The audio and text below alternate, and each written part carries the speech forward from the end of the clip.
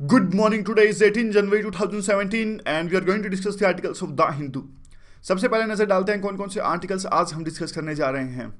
यहाँ पे देखिए जो पहला आर्टिकल है वो आपको पता होगा कि जो हमारे कुछ जवान थे, सेना के जवान या फिर सीएपीएफ के जवान की जो वीडियोस सामने आई हैं और सोशल मीडिया पर पब्लिश हुई थी, तो उससे रिलेटेड इश्यूज डिस्कस किए गए हैं इस आर्टिकल्स में। और ये आर्टिकल जो है वो भी कैटर करता है उसी तरह के क्वेश्चंस को कि सोशल हमारे जो आर्म्ड फोर्सेज है उसमें किस प्रकार के इश्यूज हैं। तो ये आर्टिकल और ये आर्टिकल हम एक साथ डिस्कस करेंगे इन दोनों आर्टिकल्स को। नीचे का जो छोटा आर्टिकल है ये जीएसटी से रिलेटेड है। जीएसटी हमने कल न्यूज़ डिस्कशन की वीडियो में जीएसटी का जो समाधान निकला है उसको डिस्कस किया था, और इकोनॉमिक्स टाइम्स का आर्टिकल भी आज जीएसटी पे था है। आज तो फिर इकोनॉमिक्स टाइम्स का आर्टिकल और इस आर्टिकल को मिक्स करके हम थोड़ा सा पढ़ेंगे। ये आर्टिकल जो है यूएस और खास करके ओबामा की अफगानिस्तान पॉलिसी को लेकर है कि ओबामा ने अफगानिस्तान में किस प्रकार की पॉलिसी अपनाई। तो वैसे तो देखिए आर्टिकल ज़्यादा इंपॉर्टेंट है नहीं, अगर आपको फ्रैंकली बताऊं तो आर्टिकल नहीं आएगा, इस तरह के क्वेश्चंस नहीं आते बिल्कुल भी। फिर भी हम थोड़ा सा डिस्कस कर लेते हैं। और आगे क्या है, मतलब कहने का मतलब ये है कि आपको इंपॉर्टेंस पता होना चाहिए। अभी तो डिस्कस कर लेते हैं, 2-3 मिनट लगेंगी, 5 मिनट लग जाएंगी, लेकिन आज बाद में अगर आप रिवाइज करो तो आपको प्रायोरिटी पता होनी चाहिए कि कौन सी चीज़ें पहले रिवाइज करनी है। तो इसीलिए बता रहा हूँ ये आर्टिकल इस तरह के क्वेश्चन आते नहीं हैं, लेकिन थोड़ा सा डिस्कस कर लेंगे। ये आर्टिकल आरबीआई की इंडिपेंडेंस को लेकर है। वैसे तो हमने काफ़ी सारा डिस्कस किया आरबीआई की इंडिपेंडेंस को लेकर, फिर भी जो इंपॉर्टेंट इसमें से पॉइंट्स हैं वो हम डिस्कस करेंगे। तो स्टार्ट करते हैं। देखिए दो आर्टिकल का मिश्रण पहले हम पढ़ रहे हैं। जो वीडियो सामने आई थी सोशल मीडिया में, ये हमारे तेज बहादुर यादव थे, इन्होंने एक सोशल मीडिया पर वीडियो पब्लिश की थी। उन्होंने कहा था कि किस प्रकार से खाना हमें सर्व किया जाता है, और भी काफ़ी इश्यूज हैं। तो ये देखिए दो तरह के क्वेश्चन बन सकते हैं इन दोनों आर्टिकल से। एक तो क्वेश्चन ये बन सकता है कि जो आर्मी पर्सनल या फिर जो पर्सनल ऑफ सीएपीएफ, जो सेंट्रल आर्म्ड पर्सनल फोर्सेज हैं, ये किस किस तरह इन्होंने वीडियो पब्लिश करी है और किस किस तरह के इश्यूज से ये सफ़र करते हैं वहाँ पे आर्मी या फिर सीएपीएफ के अंदर में, और कैसे उन इश्यूज को एड्रेस किया जाए। और जो दूसरा जो क्वेश्चन आ सकता है वो ये आ सकता है कि सीएपीएफ और आर्मी दोनों की देखिए नेचर ऑफ ड्यूटी सेम है। आपने देखा होगा कि बीएसएफ भी बॉर्डर पर तैनात रहती है, और इवन जो आजकल सीआरपीएफ है ये भी जम्मू एंड कश्मीर में ऑपरेशन चलाती है, इवन नक्सलिज्म से भी लड़ती हैं। तो लेकिन फिर भी देखिए जो इनको सीएपीएफ फोर्सेज हैं जैसे कि बीएसएफ, सीआरपीएफ, सीआईएसएफ, इनको जो फैसिलिटीज प्रोवाइड की जाती है वो आर्मी के समान नहीं की जाती। तो इसी पर आपको लिखना है, इस बात पर आपको कमेंट करना है कि नेचर ऑफ ड्यूटी तो सेम है लेकिन उनके साथ डिस्क्रिमिनेशन किया जाता है कि जब फैसिलिटीज़ की बात आती है तो। और इससे होता क्या है, इससे इनका जो सीआईपीएफ फोर्सेस का वो मोरल डाउन हो जाता है। आपको इस बात पे कमेंट करना है। तो कॉन्टेक्स्ट तो आपको पता ही है, वीडियो रिलीज़ की गई। देखिए हमारे जो है ये इश्यूज क्या है इसमें। वैसे तो देखिए जो जवानों ने जो वीडियो रिलीज़ करी है एक तरह से डिसिप्लिनरी ब्रीच है। हाँ सही बात है, क्योंकि देखिए मोर्चे पर वीडियो ले जाना, मोबाइल ले जाना अलाउड होता नहीं है, क्योंकि वो कई बार सेंसिटिव लोकेशंस पर तैनात होते हैं। तो इसलिए इससे हमारी जो सिक्योरिटी है वो कॉम्प्रोमाइज़ हो जाती है। वो तो देखिए एक अलग बात है। लेकिन अब एक दूसरी जो बात है कि उनकी एक वीडियो से काफ़ी सारी चीज़ें सामने आई। एक तो जो तेज बहादुर यादव ने, बीएसएफ के जो जवान थे, इन्होंने अपनी वीडियो जारी करी, उसके बाद में तो एक बाढ़ सी आ गई, काफ़ी सारे जवानों ने अपनी अपनी वीडियो जारी करी। तो कुछ इश्यूज जो वहाँ जिससे ये सफ़र करते हैं वो इश्यूज हम डिस्कस कर लेते हैं। सबसे इंपॉर्टेंट होता है सहायक सिस्टम। सहायक सिस्टम क्या होता है, इसको बडी सिस्टम भी कहते हैं। ये सिस्टम ऐसा होता है, देखिए जो आर्मी में जो ऑफिसर्स होते हैं, बड़े ऑफिसर्स, और जो जवान होते हैं, जवान को लगाया जाता है। वैसे तो देखिए जवान जो लड़ने वाले होते हैं प्रोफेशनल्स होते हैं, कॉम्पिटेंट्स होते हैं, यानी बॉर्डर पे जाके देश की सुरक्षा के लिए वो जाते हैं।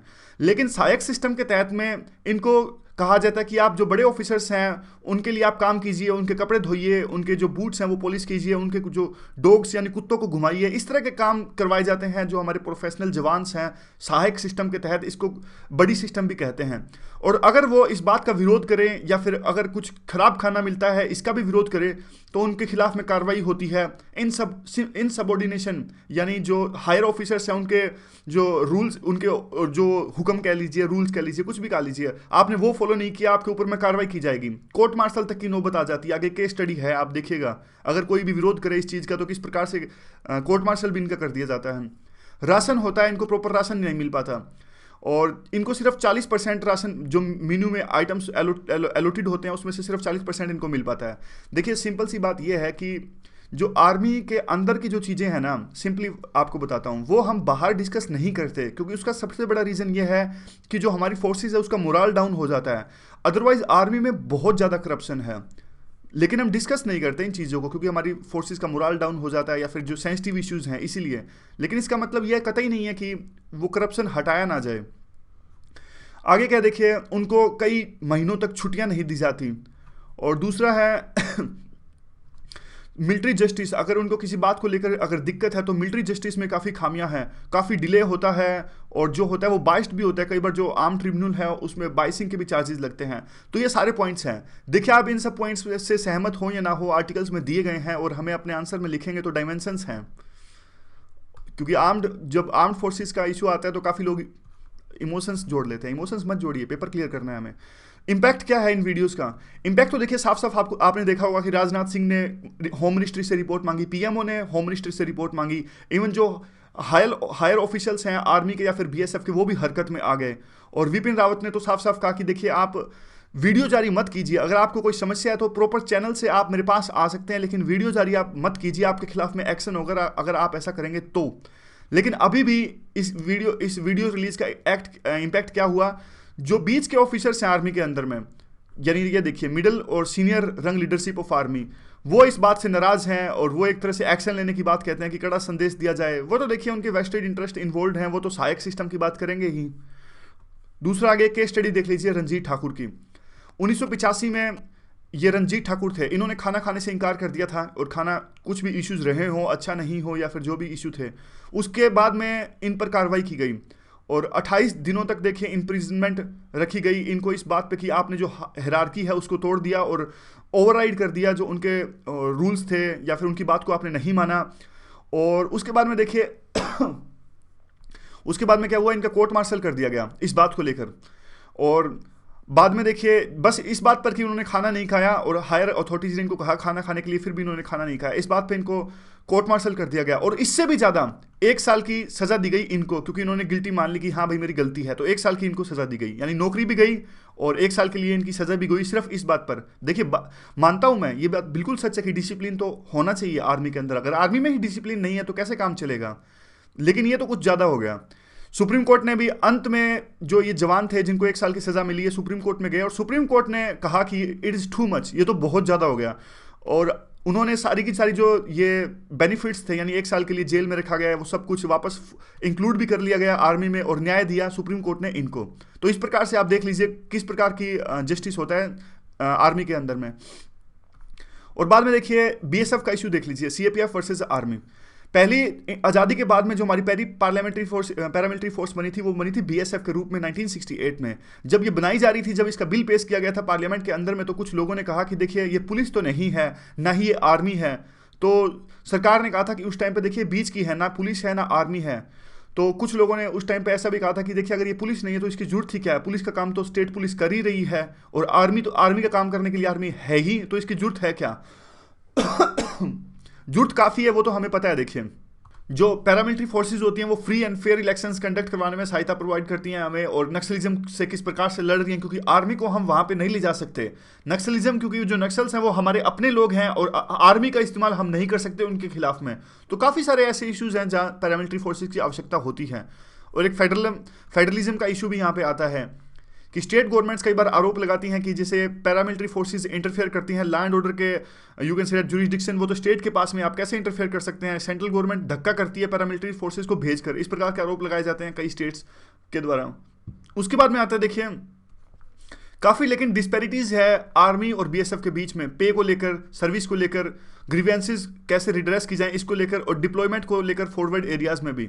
तो ये 4-5 जो इश्यूज़ हैं ये आप हमेशा लिखिएगा जब भी आंसर लिखना हो आपको।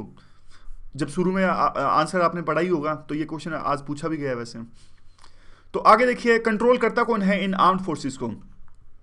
जो 7 पैरामिलिट्री फोर्सेस है देखिए वो होम मिनिस्ट्री के अंदर में आती हैं, और जो आर्मी, एयरफोर्स और नेवी, कोस्ट गार्ड, ये सब आती है डिफेंस मिनिस्ट्री के अंदर में। प्रीलिम का इंपॉर्टेंट क्वेश्चन है बहुत ज़्यादा, ये ध्यान रखिएगा। 7 पैरामिलिट्री फोर्सेज आती है होम मिनिस्ट्री के अंदर में, army, air force, navy, coast guard आती है डिफेंस मिनिस्ट्री के अंदर में।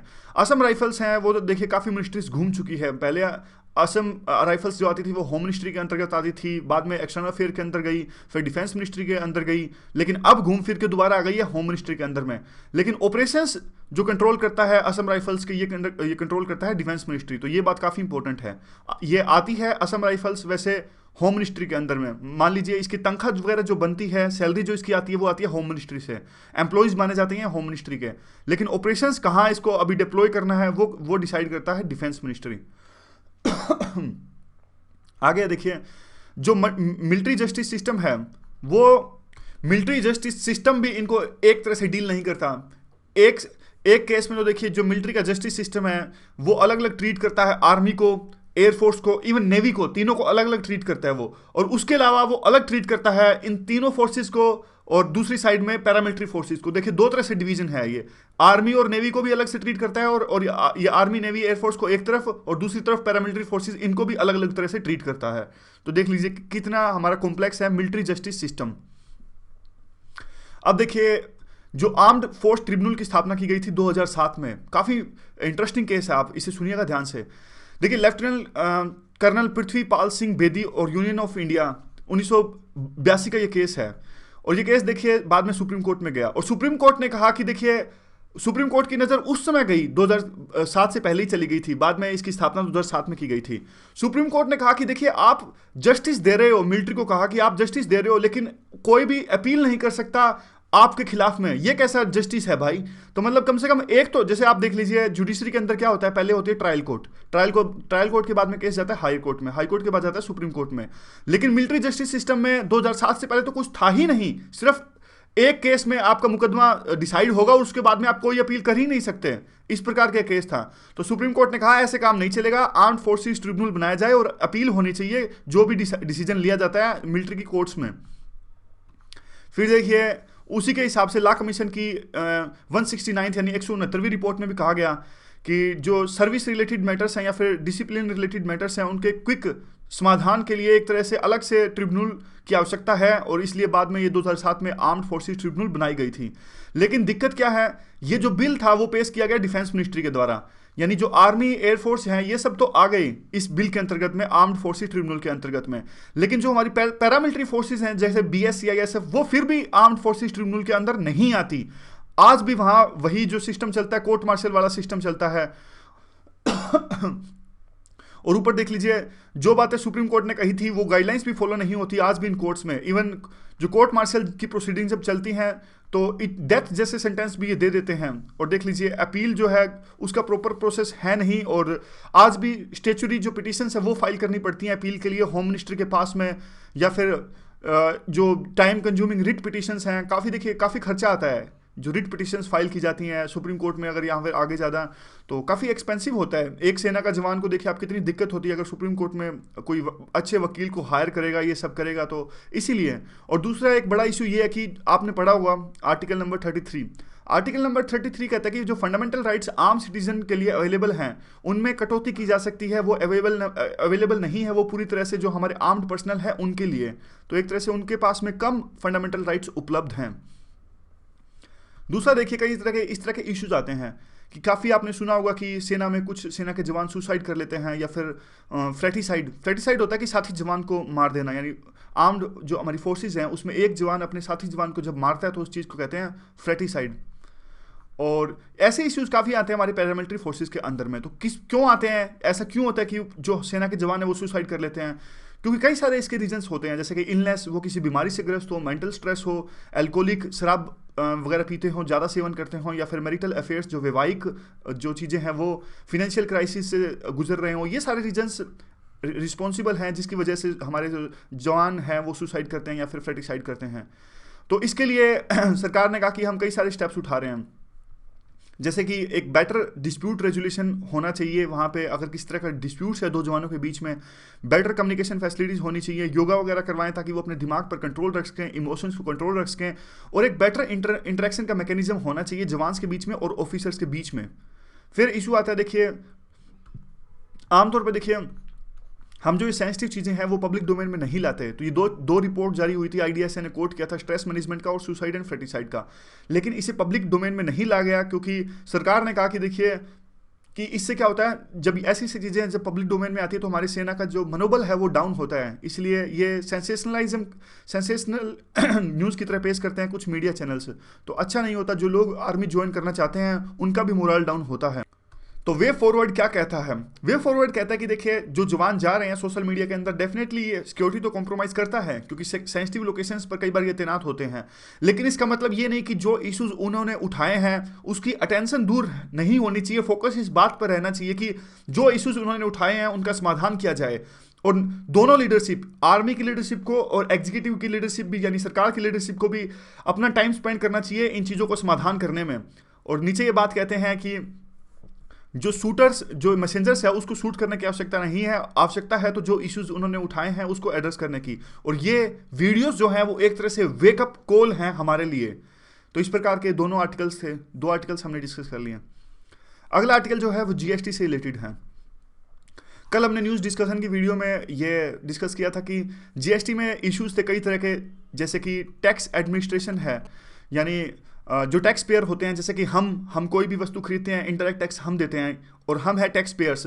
और सेंट्रल गवर्नमेंट और स्टेट गवर्नमेंट के बीच में इस बात को डिस्प्यूट था कि जो टैक्स पेयर्स हैं उनको एसेस कौन करेगा।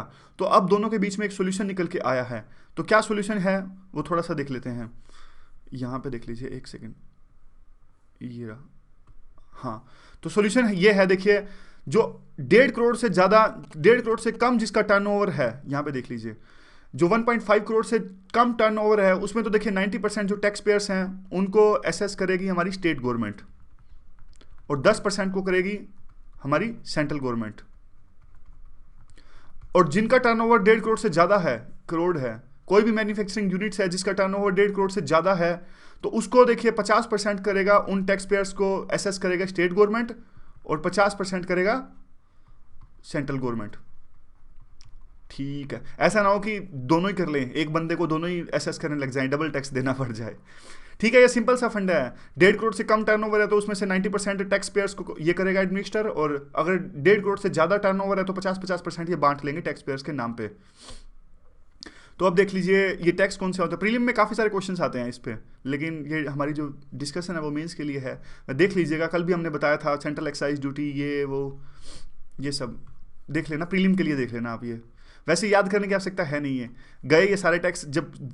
जब जीएसटी में कंज्यूम हो जाएंगे तो हमें एक ही टैक्स याद रखना पड़ेगा, वो है जीएसटी। जीएसटी की रेट्स कितनी है फिर उसके बारे में, तो हमारा फ़ायदा हो गया, कल भी हमने बताया था ये।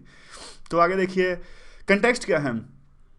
कंटेक्स्ट तो वही है जो स्प्लिट कर दिया गया है टैक्स पेयर को असेसमेंट को लेकर, और सेंट्रल गवर्नमेंट ने विलिंगनेस दिखाई है कि स्टेट के साथ में किस प्रकार से जो है वो इशू सुलझाए जाएं। और ये 1.5 करोड़ का जो इशू है वो हमने डिस्कस कर लिया, 10% 50% का। और एक और जो सेंट्रल गवर्नमेंट ने बात मानी, जो हमने कल डिस्कस करी थी, कि जो टेरिटोरियल वाटर होता है, ये मान लीजिए भारत का मैप है नीचे, ये पेनिनसुलर इंडिया है, तो इसमें जो 12 माइल्स का जो एरिया होता है टेरिटोरियल वाटर का, कोस्टल रेगुलेशन जोन भी जिसे कहते हैं, तो 12 माइल्स के एरिया में जो भी इकोनॉमिक एक्टिविटी होगी हमारे संविधान के हिसाब से उस पर टैक्स लगाने का हक है वो सेंट्रल गवर्नमेंट को। लेकिन अब सेंट्रल गवर्नमेंट ने मान लिया है कि स्टेट गवर्नमेंट को आप भी इस तरह की एक्टिविटीज़ पर टैक्स लगा सकते हैं। तो यहाँ भी सेंट्रल गवर्नमेंट ने रिलैक्सेशन दी है स्टेट गवर्नमेंट को। 1 जुलाई का डेट सर्वसहमति से चुना गया है कि 1 जुलाई से जीएसटी इंप्लीमेंट हो जाएगा। वैसे ये ट्रांजैक्शनल टैक्स है तो कभी भी साल में इंप्लीमेंट हो सकता है, जैसे कि इनकम टैक्स वगैरह है, उसका चेंज तो सिर्फ होता है बजट के अंदर में। बजट के अंदर में इसलिए होता है क्योंकि पूरा साल आपको पता होगा कि वो तो एक ही स्लैब चलती है फिर, और इनकम तो जब सैलरी आती है तो पूरे साल के हिसाब से आती है। लेकिन जो जीएसटी है वो इनडायरेक्ट टैक्स है, वो ट्रांजैक्शनल टैक्स है, कभी भी लगा सकते हैं इसे।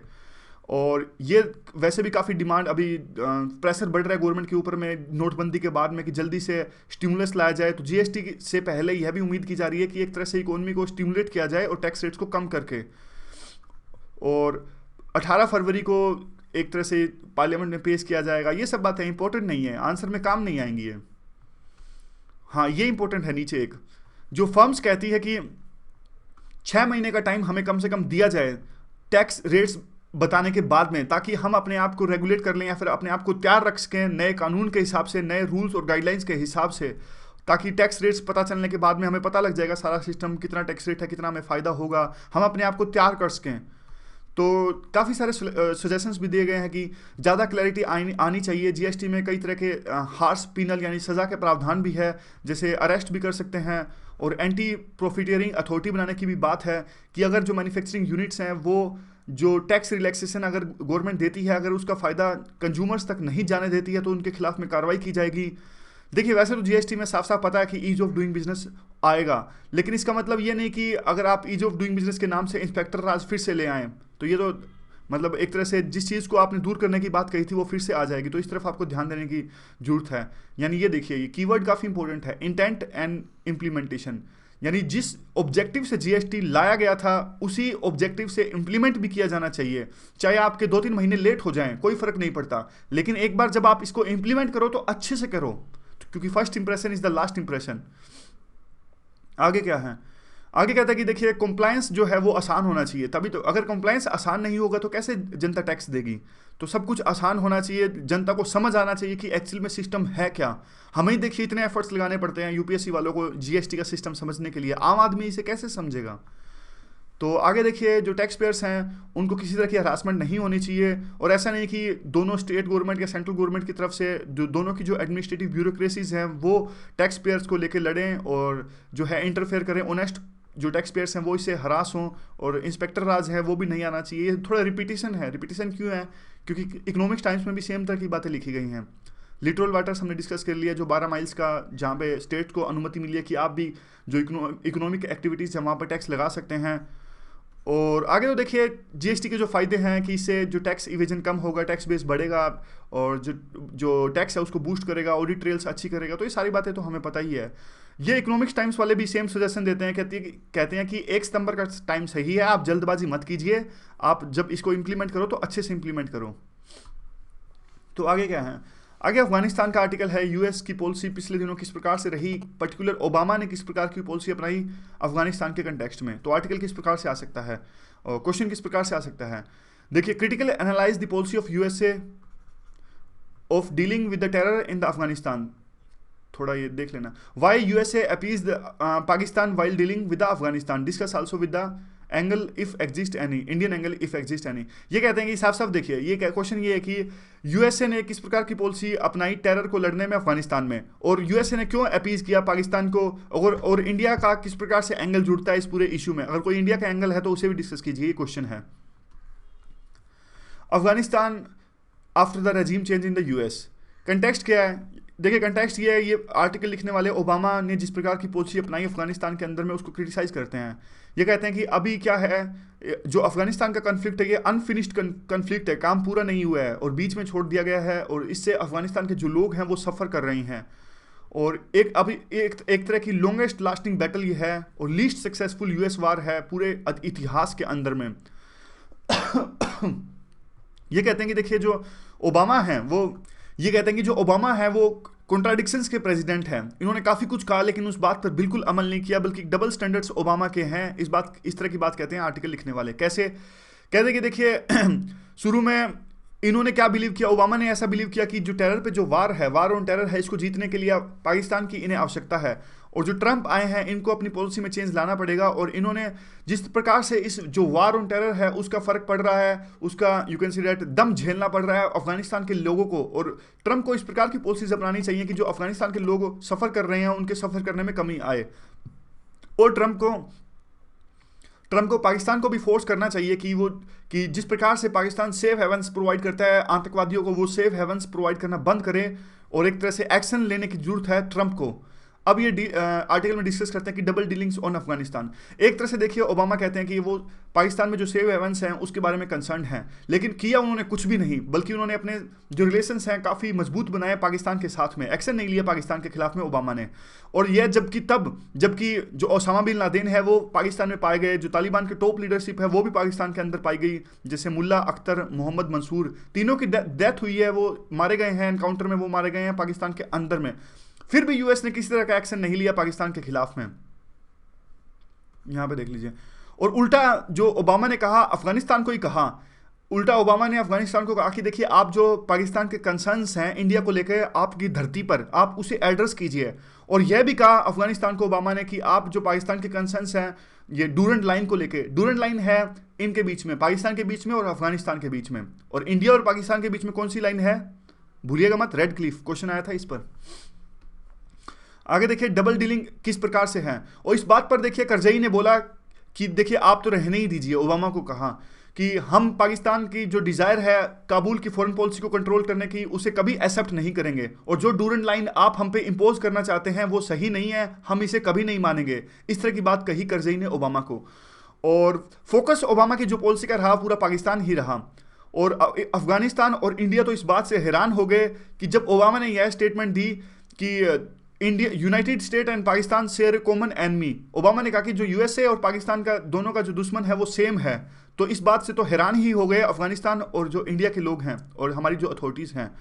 ओबामा ने देखिए रिश्ते काफ़ी मजबूत बनाए पाकिस्तान के अंदर में, उनके जो आर्मी जनरल्स थे उनके साथ में भी इनके काफ़ी अच्छे रिलेशंस थे। और एक तरह से यह बात भी कही जाती है कि जो एक पत्रकार हैं, नाम है इंपॉर्टेंट नहीं है इस तरह के नाम, इस तरह के जो आर्टिकल है इसीलिए जल्दी से इसे डिस्कस कर रहे हैं हम। उन्होंने कहा कि देखिए जब इसी बात से लेकर जब 2001 में वार ऑन टेरर स्टार्ट किया था यूएस ने, तब एक बात को लेकर एग्रीमेंट हुआ था पाकिस्तान और यूएस के बीच में कि हम पाकिस्तान ने कहा था यूएस को देखिए हम आपका साथ देंगे वार ऑन टेरर में, इसके बदले में आपको हमें छूट देनी पड़ेगी कि अफगानिस्तान में जो कुछ होगा वो हमारी मर्जी चलेगी। तो इस प्रकार से इनके बीच में एग्रीमेंट हुआ था। अब सोच के देखिए इस तरह के एग्रीमेंट को क्या हम अपने आंसर में लिख सकते हैं? नहीं लिख सकते ना। तो जब रिवीजन करो तब देख लिया करो एक थोड़े से मतलब कौन सा आर्टिकल इंपॉर्टेंट है कौन सा नहीं है। आगे क्या है कि इस वजह से देखिए अब क्या है, पाकिस्तान टेररिस्ट को पुश करता है अफगानिस्तान की धरती पर और इनोसेंट जो लोग हैं वो मारे जाते हैं। ओबामा ने क्या किया, अभी तक यूएस ने पाकिस्तान को $33 बिलियन की सहायता प्रोवाइड करी है, उसमें से 21 बिलियन प्रोवाइड करे हैं ओबामा ने। तो एक तरह से आप देख लीजिए कि जो ये पैसे होता है पाकिस्तान उसका इस्तेमाल इसीलिए करता है कि वो टेररिस्ट को यूज करे इंडिया के खिलाफ में या फिर अफगानिस्तान के खिलाफ में, और इसका नुकसान आखिरकार उठाना पड़ता है अमेरिका को ही। किस प्रकार से अमेरिका के जो सोल्जर्स वहाँ पे मारे जाते हैं और जो अमेरिकन वुमेन है उनको भी इसका यू कैन से नुकसान उठाना पड़ता है, क्योंकि देखिए अल्टीमेटली सोसाइटी तो अटैच्ड ही है ना, मैन एंड वुमेन। आगे क्या है देखिए यूएस अफगानिस्तान में फिर कहते हैं कि देखिए यूएस ने क्या किया पिछले एक दशक में, जो पिछले 8 सालों में जब ओबामा प्रेसिडेंट थे यूएस के, इन्होंने क्या किया, उनकी पॉलिसी थी कि पुटिंग मोर बूट्स यानी ज़्यादा संख्या बढ़ाई जाए एक बार और फिर बाद में हटाया जाए, और ब्लाइंड बॉम्बार्डमेंट्स इन्होंने की, मतलब कुछ नहीं अंदाजा हो तभी वहाँ पे बमबारी कर देना जिसमें निर्दोष लोगों की जाने गई, ड्रोन अटैक्स बढ़ाए गए और स्पेशल फोर्सेस पे रिलायंस रहा इनका, और ऐसे मिलिट्री ऑपरेशंस चलाए गए जिसका कोई फायदा ही नहीं हुआ, और लेकिन जिससे अफगान लोगों के घर और पूरे के पूरे गांव तबाह हो गए। प्रेसिडेंट ने ये कहा था कि वो होप और चेंज लाएंगे, लेकिन ऐसा कुछ भी नहीं हुआ। और उन्होंने कहा था कि देखिए जो अफगानिस्तान में वार है वो वार और नेसेसिटी है, और हायर मोरल ग्राउंड की उन्होंने बात कही कि लेकिन वो सारी बातें आज स्टीक नहीं ठहरती और सही नहीं है। इस प्रकार का ये आर्टिकल था। अगला जो आर्टिकल है वो आरबीआई की इंडिपेंडेंस को लेके है, आरबीआई की स्वतंत्रता को लेके है। तो क्वेश्चन देख लीजिए किस प्रकार के आ सकता है। कुछ सेक्शन ये कहते हैं कि देखिए आरबीआई को जो नोटबंदी सरकार ने इंप्लीमेंट करी और आरबीआई को इस सरकार के इस फैसले का विरोध करना चाहिए था। तो इस कंटेक्स्ट में आप डिस्कस कीजिए कि एक्चुअली रोल जो है वो आरबीआई का है क्या, और क्या अभी आवश्यकता है हमें कि आरबीआई को कुछ ज़्यादा इंडिपेंडेंस हमें दी जानी चाहिए। आपको इस क्वेश्चन का आंसर देना है वेबसाइट पर onlyis.com। तो आगे देखिए मीनिंग क्या है, देखिए कितनी मस्त इंडिपेंडेंस की स्पेलिंग है। आगे देखिए आरबीआई की इंडिपेंडेंस होती क्या है। कंटेक्स्ट तो आपको पता ही होगा कि इस प्रकार से वो कंटेक्स्ट यही है कि नोटबंदी के बाद में आरबीआई ने घुटने टेक दिए, और कुछ फॉर्मर आरबीआई गवर्नर्स ने भी कहा कि मैं होता तो विरोध कर देता, इस प्रकार की बातें हैं। तो देखिए आरबीआई एक्ट आखिरकार कहता क्या है। आरबीआई एक्ट का जो सेक्शन 7 है, सेक्शन 7 का जो पार्ट 1 है, ये सब याद मत रखना लेकिन बस बात को समझना। आरबीआई की एक्ट का सेक्शन 7 पार्ट 1 साफ साफ कहता है कि जो सेंट्रल गवर्नमेंट है समय के अनुसार में आरबीआई को डायरेक्शंस दे सकता है कंसल्ट करने के बाद में, किसको, आरबीआई के गवर्नर को, और किस इंटरेस्ट में, पब्लिक इंटरेस्ट में।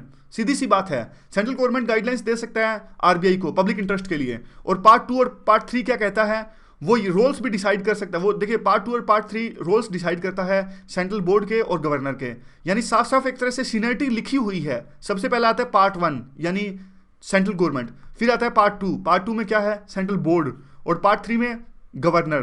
तो देखिए इस प्रकार से तो जो सेंट्रल गवर्नमेंट ने जो नोटबंदी की है उसमें आरबीआई का रोल था ही नहीं सेंट्रल गवर्नमेंट को अपोज करना। और दूसरी बात ये निकलती है कि आरबीआई का रोल था उसे इंप्लीमेंट करना, और आरबीआई ने ऑपरेशंस में तो आरबीआई को ऑटोनॉमी है, और इस बात पर तो आप आरोप नहीं लगा सकते कि आपने सेंट्रल गवर्नमेंट ने इंटरफेयर किया या नहीं किया, क्योंकि ये तो सब्जेक्टिव इशू है। तो यहां पे देख लीजिए तो आगे क्या आता है और जो दूसरी ऑटोनॉमी होती क्या है, आरबीआई के लिए क्या ऑटोनॉमी होनी चाहिए, ना सिर्फ आरबीआई के लिए, ये जनरल कंटेक्स्ट में डिस्कस कर रहे हैं कि जो सेंट्रल बैंक्स होते हैं उनकी ऑटोनॉमी होती क्या है। ये कहती है कि देखिए जो सेंट्रल गवर्नमेंट के जो सेंट्रल जो बैंक होता है या फिर आरबीआई हमारे केस में, इनके जो एम्प्लॉयज होते हैं वो टेक्नोक्रेट्स होते हैं, और वो जनता के प्रति अकाउंटेबल नहीं होते, और जनता के प्रति जो अकाउंटेबल होती है वो होती है सरकार। यानी हमारी डेमोक्रेसी में अगर ये बड़े डिसीजन इस प्रकार से आरबीआई लेने लगी तो फिर एक तरह से तो डेमोक्रेसी का वायलेशन हो जाएगा ना। ये सब कुछ जो डिसाइड करेगा जनता ही तो डिसाइड करेगी, सरकार डिसाइड करेगी। सरकार को चुना किसने है? हमने चुना है, हमने वोट दे के चुना है इनको। दूसरा बात आती है कि जो सेंट्रल बैंक से इनकी इंडिपेंडेंस स्टार्ट हुई कहाँ से थी? देखिए डेमोक्रेसी में होता क्या है, सिंपल सा फंडा है, इलेक्शंस होते हैं डेमोक्रेसी में। तो इलेक्शंस होते हैं ना, तो जब इलेक्शंस नज़दीक आते हैं तो सारी गवर्नमेंट्स डेमोक्रेसी में उनकी टेंडेंसी ये होती है कि खजाना खोल दे जनता के लिए, ज़्यादा से ज़्यादा पैसा लुटाने की वो कोशिश करते हैं ताकि वोट मिल सके उनको। होता क्या है इससे क्या होता है, जो हमारी इकोनॉमी है वो गड़बड़ा जाती है, और जो इन्फ्लेशन काफ़ी ज़्यादा आ जाती है, और इंस्टेबिलिटी वोलेटाइल इकोनॉमी हमारी हो जाती है। तो इस चीज़ को रोकने के लिए हमारे जो एडवांस्ड इकोनॉमीज़ हैं जैसे कि यूरोपियन कंट्रीज़ हैं, उनमें सेंट्रल बैंक्स की शुरुआत हुई कि भाई आप देखना कि सरकार इस तरह के काम कुछ ना करे, आपको देखना है कि इन्फ्लेशन है वो एक लेवल से ज़्यादा ना जाए। तो इस तरह से जो सेंट्रल बैंक्स आए थे वहाँ पर हमारे जो पूरा मैकेनिज्म है या फिर जो ढांचा है सरकार का उसमें तो ड्यूटी है क्या सेंट्रल बैंक्स की? देखिए जैसे कि आरबीआई, इनकी ड्यूटी ये है कि जो इन्फ्लेशन है यानी महंगाई है उसको एक लेवल तक मेंटेन करके रखना, और ये इंश्योर करना कि ये उससे आगे ना बढ़े। और कैसे वो ये सब चीज़ें देखेंगे, क्योंकि मॉनेटरी पॉलिसी में इनको एक तरह से ऑटोनॉमी प्रोवाइड की गई है। लेकिन अब देख लीजिए, अब ये डिसाइड नहीं करेंगे, या ये चीज़ आरबीआई डिसाइड नहीं करेगा कि कितनी जो है वो महंगाई नॉर्मल लेवल पे है, वो डिसाइड करेगी गवर्नमेंट। यानी गवर्नमेंट आरबीआई को कहेगी कि आपको 4% इन्फ्लेशन मेंटेन करके रखनी है। लेकिन आरबीआई ये चीज डिसाइड बिल्कुल नहीं करेगा कि 4% रखनी है या फिर 2% रखनी है, 6%। सेंट्रल गवर्नमेंट जितनी कहेगा उतनी रखनी है, लेकिन बाद में कैसी रखनी है वो आरबीआई की मर्जी चलेगी। आरबीआई कहेगा अब मेरा काम स्टार्ट हो गया, आपने मुझे बता दिया इतनी महंगाई रखनी है, हम वो कर देंगे, आपका काम खत्म, आपको बताना था आपने बता दिया, अब ऑपरेशंस में हमारी मर्जी चलेगी। अब दूसरा क्या है, एक जो दूसरा इशू आता है वो मॉनेटरी पॉलिसी का आता है। उससे पहले देखिए कहते हैं कि जो इन्फ्लेशन रेट्स हैं वो पहले एक तरह से जो आरबीआई के गवर्नर थे सिर्फ सारी की सारी पावर्स उनमें वेस्टेड थी। अब सरकार ने क्या किया, एक पूरा मॉनेटरी पॉलिसी का फ्रेमवर्क बना लिया जिसमें 3 मेंबर्स आएंगे, सरकार की तरफ से 3 मेंबर्स आएंगे सेंट्रल बैंक्स की तरफ से। तो ये मैकेनिज्म ज़्यादा अच्छा है। और अब आता है ये दूसरा इशू, ये मॉनेटरी पॉलिसी फ्रेमवर्क का, ये जो हमने अभी डिस्कस किया कि देखिए पहले who had control the RBI, governor के पास में पहले कंप्लीट कंट्रोल था, और अब क्या है इससे टेंशन्स हो जाती थी कई बार। टेंशन्स जैसे कि आरबीआई गवर्नर कुछ चाहते थे और गवर्नमेंट कुछ अलग चाहती थी, तो दोनों के बीच में टेंशन्स क्रिएट हो जाती थी। तो अब का जो सिस्टम है वो ज़्यादा अच्छा है, 3 मेंबर्स जो आते हैं वो मिलकर मॉनेटरी पॉलिसी डिसाइड करते हैं, और जो मीटिंग्स होती हैं उसकी डिटेल्स भी जनता के सामने आती हैं। तो इस प्रकार से बात है। और भी काफ़ी सारी चीज़ें थी कि अगर वो इन्फ्लेशन नहीं मेंटेन करके रखेंगे तो उन्हें जवाब देना पड़ेगा 3 महीने के बाद में, इस तरह से स्टेटमेंट रिलीज करनी पड़ेगी। अगला जो इशू आता है वो डेट मैनेजमेंट का आता है। डेट आपको पता होगा, कर्जा। अब देखिए डेट मैनेजमेंट में क्या होता है, ये जो सरकार का जो डेट है वो डिसाइड करता है आरबीआई, यानी जो भी सरकार बोरोइंग वगैरह करता है, उधारी लेता है, वो सब चीज़ों से डील करता है आरबीआई। अब सरकार ने यह कहा कि देखिए आपको तो कन्फ्लिक्ट ऑफ इंटरेस्ट है, एक इंडिपेंडेंट एजेंसी होनी चाहिए डेट मैनेजमेंट के लिए, और आरबीआई का रोल इसमें खत्म होना चाहिए, जिसका विरोध किया आरबीआई ने। तो इनका कन्फ्लिक्ट ऑफ इंटरेस्ट है कैसे वो देख लेते हैं। देखिए अभी हमने डिस्कस किया कि इंटरेस्ट रेट्स हैं उसको डिसाइड करने की जिम्मेदारी किसकी है, यानी या फिर उसको मेंटेन करने की जिम्मेदारी किसकी है, डिसाइड तो गवर्नमेंट करेगी, मेंटेन करने की जिम्मेदारी है वो आरबीआई की। और अब देखिए अगर उनकी डेट मैनेजमेंट की जिम्मेदारी भी आरबीआई की, दोनों चीजें तो आपस में जुड़ी हुई है ना। अब अगर डेट अगर आपका बढ़ता है तो महंगाई भी बढ़ेगी, तो इस प्रकार से दोनों चीजें जुड़ी हुई हैं, कन्फ्लिक्ट ऑफ इंटरेस्ट है इन दोनों चीजों में। तो गवर्नमेंट ने कहा कि देखिए डेट मैनेजमेंट के लिए एक इंडिपेंडेंट अथॉरिटी होनी चाहिए, क्योंकि दोनों ऑपरेशन है वो जुड़े हुए हैं आपस में, कन्फ्लिक्ट ऑफ इंटरेस्ट आपका आ जाएगा इस चीज में। लेकिन आरबीआई ने इस चीज का विरोध किया था। एक जो आखिरकार में सबसे अलग इशू वो है बैंकिंग को लेकर। जो आरबीआई का रोल है वो बैंकिंग सिस्टम को रेगुलेट करने को लेकर भी है, और इसके लिए देखिए गवर्नमेंट क्या, वो भी गवर्नमेंट का रोल भी है कुछ ना कुछ। क्यों? क्योंकि जो पब्लिक सेक्टर बैंक्स हैं जैसे कि एसबीआई, इसमें गवर्नमेंट का पैसा है ना, गवर्नमेंट का कितना सारा पैसा लगा हुआ है इसमें पीएसबीज में, और गवर्नमेंट एक तरह से ओनर है जो पब्लिक सेक्टर बैंक्स है उनका। और ज़्यादा यानी 70% जो लेंडिंग देते हैं, उधारी जनता को देते हैं, वो तो यही देते हैं ना पब्लिक सेक्टर बैंक्स ही। तो गवर्नमेंट का भी कुछ ना कुछ तो रोल होना ही चाहिए, गवर्नमेंट तो मालिक है और आरबीआई सिर्फ एक रेगुलेटर है। तो लास्ट में बात यही कहते हैं कि किसी ने किसी के जो ज्यूरिडिक्शन है उसका उल्लंघन नहीं किया, और गवर्नमेंट और जो आरबीआई है दोनों के दोनों को क्रिटिकल रोल निभाना चाहिए, लेकिन मिलजुल के जो इनकी रोल डिफाइन है हमारे जो भी एक्ट है उनके अंदर में या फिर संविधान के अंदर में, वो इनको निभाना चाहिए without entering into the jurisdiction of each other. So आज के डिस्कशन में बस इतना ही। Thank you very much for discussion.